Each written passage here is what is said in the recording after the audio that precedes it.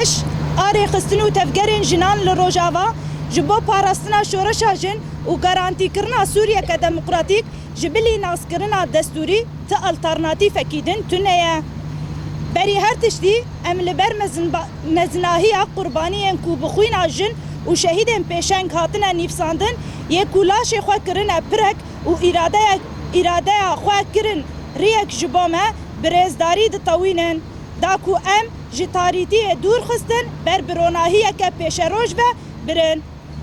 Em weke rêxistin û tevgerên jinan li Rojava, Kurd, Ereb, Sûriyan, Asûr, Ermen û her wekî din piştras dikin ku her destkeftiyekî ku îro me diparêze sozeke dilsoziyê ya ji bo mîrateya wan hevalên şehîdin ku em ê nehêlin ku were windakirin û têk biçe.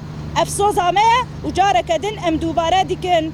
Dilê me dêşe û bi agirê hêrseke mezin dişewite dema ku em şahîdiya wehşiyeta ku ji hêla hêmanên girêdayî hikûmeta demkî ve dibînin.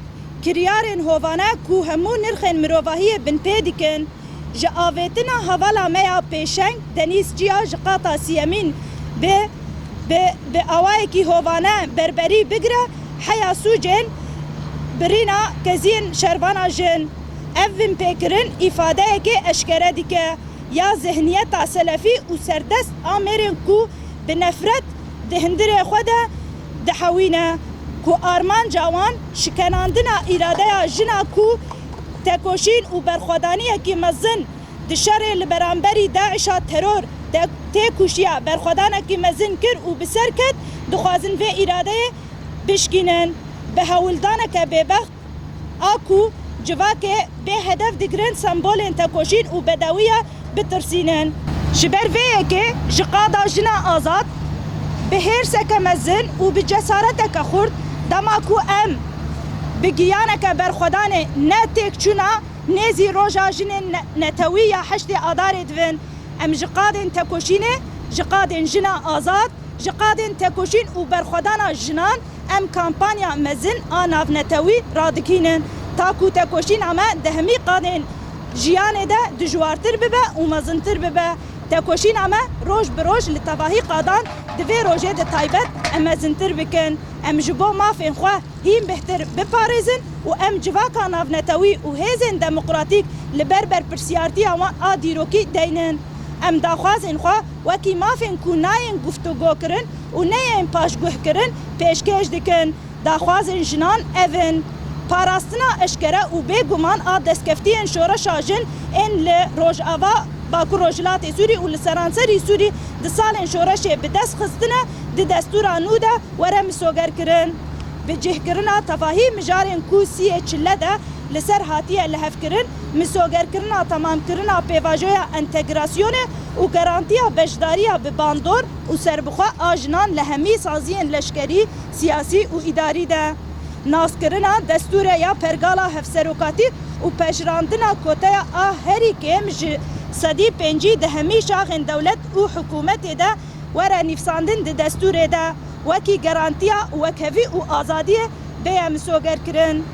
Têxistina bendeke destûrê ya zelal a pejrandina fermana hijmara 13 derbarê parastina mafê ziman û çandî ya Kurdan de heman demê de garantiyeke parastina mafên hemî pêkhateyan û mezhebên Sûrî bi cihkirina wanî ya çandî û zimanî were kirin.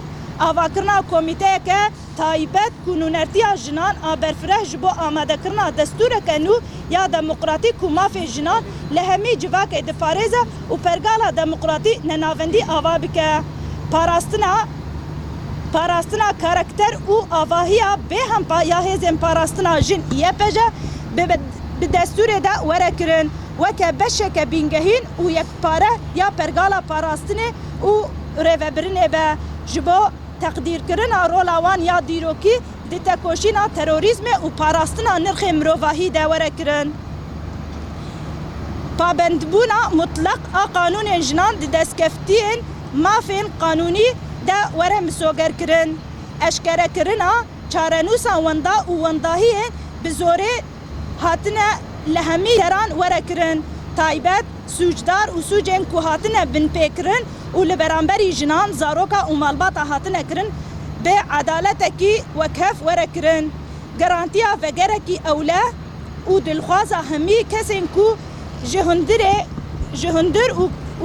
و جدر و کوچبر بونه و کسین بزوره هاتنه درخستن جمالین خو به آوائه کی مسوگر ببه و وره وگراوان چه ببه و وره پاراستن ام بانگ لجواکا ناونتوی دیکن کو مدل ریوبریا خوسر و ازمونا پیشنگتیا جنان ده ریوبریا خوسر ده وکه مدل که آزادی دموکراسی و وکویه وره دیتن و وره پاراستن ام به بانگه لهمی تفگرین فمینیست و لهمو هیزن دموکراتیک ین جیهان دیکن تایبت بانگوازیا مج بو تواهی ریخستن و تفگرین جنان جبو جنین کو دلیوان جبونا آزادی لی دیکوه جروشنبیر نویسکار هنرمند کسین کو بیناور جبو پاراستنا مافین جنان تکوشین دیکن ارن ام بهورن لقاده تکوشینه لقاده جنا آزاد ام جبو پاراستنا مافین جنا شورشا جنا خودی لی در بکوین و مسوگر بکن بفه تکوشینه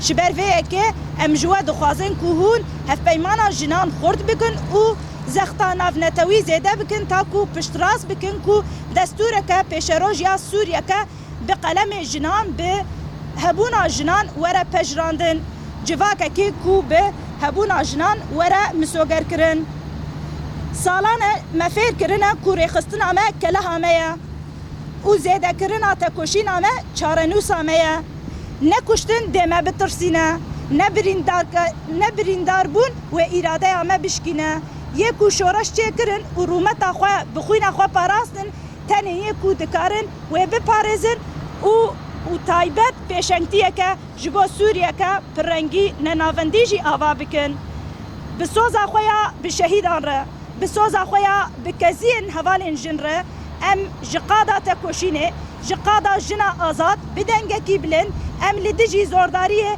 امه به هزکه به همپا بمینن و امه هیم بهتر جبو پاراستنا دستکفتین خو د دستور سوریا یانو ده به اراده کاری خستنی و به جسارت کی خورد امه مافه خو بپارزن و امه گاف ده پاش ده ناویژن بجی شورش جنان رومت و بدوی جبو شهیدین جن رخستن و تفگرین جنان لروجاوای كردستان. بيان إلى الرأي العام صادر عن منصة الفعاليات المشتركة للحركات والتنظيمات النسائية في روجافا شمال وشرق سوريا. لا بديل عن الدسترة لحماية ثورة المرأة وضمان سوريا ديمقراطية. بداية وقبل كل شيء ننحني بإجلال أمام عظمة التضحيات التي سطرت بدم الطليعيات والشهيدات اللواتي جعلن من أجسادهن جسرا ومن إرادتهن طريقا لنا لنعبر من عتمة الإقصاء إلى نور الريادة. إننا في الحركات والتنظيمات النسائية في روجافا شمال وشرق سوريا من كرد وعرب وسريان وآشور وأرمن نؤكد أن كل مكتسب نحميه اليوم هو عهد بالوفاء لإرثهن الذي لن نسمح بتبديده أو المساومة عليه. تعتصر قلوبنا الألم وتشتعل في نفوسنا نيران الغضب ونحن نشهد فضائح يرتكبها عناصر تابعون للفصائل المرتبطة بالحكومة الانتقالية المؤقتة ممارسات وحشية تجاوزت كل القيم الإنسانية، من رمي رفيقتنا دنيز من الطابق الثالث في مشهد بربري إلى جريمة بتر ضفيرة مقاتلة بدم بارد. إن هذه الانتهاكات هي تعبير صارخ عن ذهنية ذكورية سلفية مشبعة بالحقد، تهدف في جوهرها إلى كسر إرادة المرأة التي قهرت الإرهاب ومحاولة بائسة لترهيب المجتمع عبر استهداف رموزه النضالية والجمالية. إن ما حققته ثورة المرأة في شمال وشرق سوريا وعموم سوريا لم يكن مكرمة بل انتزاعا للحقوق من أنياب الفكر الإقصائي. وعليه وإذ نقترب من اليوم العالمي لنضال المرأة الثامن من آذار بروح المقاومة لا الانكسار، فإننا نعلن من قلب الميدان عن انطلاق حملة وطنية ودولية كبرى لرفع وتيرة الكفاح وتصعيد النضال في كافة الميادين. إننا لا نستجدي حقوقنا بل نضع المجتمع الدولي والقوى الديمقراطية أمام مسؤولياتهم التاريخية ونطرح مطالبنا كاستحقاقات غير قابلة للتفاوض أو التأجيل. والمطالب إدراج مكتسبات ثورة المرأة التي تحققت في شمال وشرق سوريا وفي سوريا عامة بشكل صريح وقطعي في الدستور الجديد لضمان حمايتها من الذهنية الذكورية والإقصائية والسلفية التي سعت تاريخيا لتهميش النساء عن مراكز صنع القرار.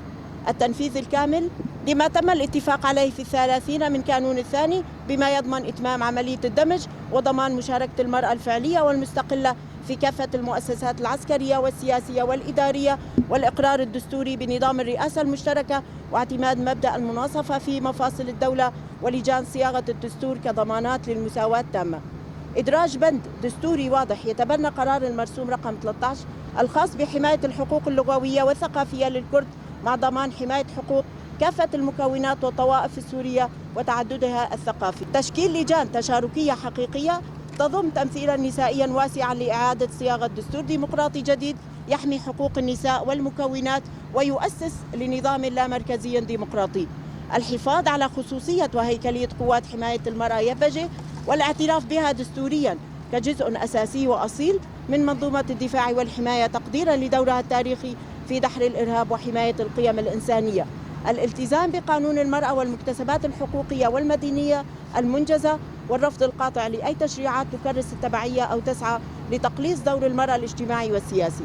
كشف مصير المفقودين والمغيبين قسريا والمحاسبة الفورية لكافة مرتكبي الجرائم والانتهاكات الوحشية بحق النساء، وتطبيق مبادئ العدالة الانتقالية لضمان إنصاف الضحايا ومنع الإفلات من العقاب.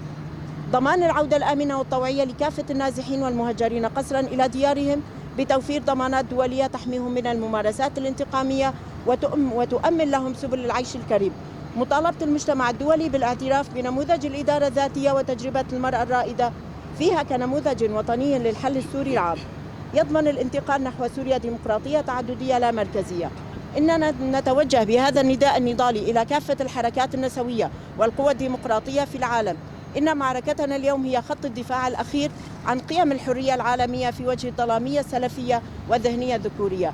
إن استهداف المرأة السورية هو طعنة في قلب الديمقراطية الكونية، لذا ندعوكم لتمتين التحالفات النسائية وتصعيد الضغط الدولي لضمان ألا يكتب دستور سوريا المستقبلي بأقلام غمست بحبر الإقصاء وتهميش نصف المجتمع. لقد علمتنا السنون أن تنظيمنا هو حصنا وتصعيد نضالنا هو قدرنا، فلا القتل يرهبنا ولا الانتهاكات تكسر إرادتنا. إن من صنعت الثورة وصانت الكرامة بدمائها هي وحدها الكفيلة بحمايتها وفرض منطق سوريا الديمقراطية التعددية واللامركزية عهدا للشاهدات والضفائر المبتورة. سنبقى القوى التي لا تقهر في وجه الاستبداد، ولن نتوقف حتى نرى مكتسباتنا منقوشة في صلب الدستور مصانة بإرادة التنظيم وقوة الحق. عاشت ثورة المرأة، المجد والخلود للشهيدات المرأة، الحياة الحرية. جين جيان آزادي.